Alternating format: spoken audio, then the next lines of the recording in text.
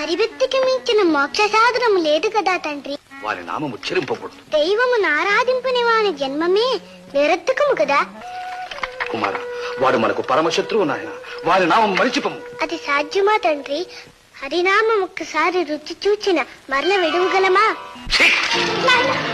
కులద్రోహి, నీ పినతండ్రిని వధించిన ఆ ఘాతకుడు నీకు ఆరాధ్య దైవమా? అతడు దుష్ట శిక్షకుడు, శిష్ట రక్షకుడు కదా. అనగా నీ పినతండ్రి దుష్టుడని నీ అభిప్రాయం? దుష్టుడవునో కాతో గాని అదృష్టవంతుడు. హరి చేతిలో మరణం అందరికీ లభ్యమా? ప్రహ్లాద, గురువులు నేర్పని ఈ హరిభక్తి నీకెవరు బోధించినారు? హరిభక్తి ఒకరు బోధించిన అలవుడు నా తండ్రి. నాయనా ప్రహ్లాద, నీ తండ్రికి ఇష్టము లేని పని ఎలా చేయవలే? నీకెందుకింత పంతము? హరిభక్తి మానరాదా? అమ్మా, అన్నీ తెలిసిన నీవే ఇట్లనదగునా?